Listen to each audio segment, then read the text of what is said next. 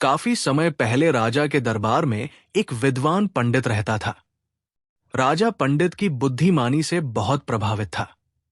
एक दिन राजा ने भरे दरबार में उस पंडित से पूछा कि आप तो बहुत विद्वान हैं, लेकिन आपका पुत्र मूर्ख क्यों है? ये प्रश्न पंडित को बिल्कुल भी समझ में नहीं आया। उसने कहा कि महाराज, आप ऐसा क्यों कह रहे हैं? राजा ने कहा कि जब मैंने आपके पुत्र से पूछा कि सोने और चांदी में से क्या अधिक मूल्यवान है, तो उसने चांदी को बताया। उसे यह भी नहीं पता कि कौन सी धातु ज्यादा कीमती है।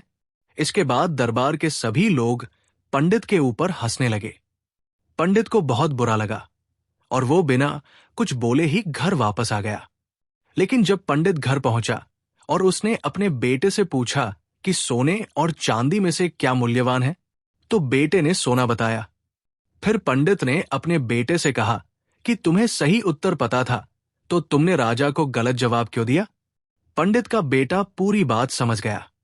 उसने अपने पिता से कहा कि राजा रोज सुबह मुख्य बाजार में अपनी प्रजा से मिलने आते हैं, जहां मैं भी जाता हूं। वो रोज मेरे सामने एक सोने का सिक्का और एक चांदी का सिक्का रखते हैं और कहते हैं कि जो मूल्यवान है तुम उसे उठा लो। मैं रोज चांदी का सिक्का उठा लेता हूं। सारे लोग मेरा मजाक उड़ाते हैं, लेकिन मैं सिक्का घर ले आता हूं। पंडित ने अपने बेटे से पूछा कि तुम जानते हो कि सोना अधिक मूल्यवान है, तभी तुम चांदी का सिक्का क्यों उठाते हो? फिर बेटा अपने पिता को कमरे में लेकर गया और संदूक में चांदी के सिक्के दिखाए। पंडित ने कहा, बेटा, इतने सारे सिक्के कहां से आए? बेटे ने बताया कि ये सब सिक्के राजा से मिले हैं।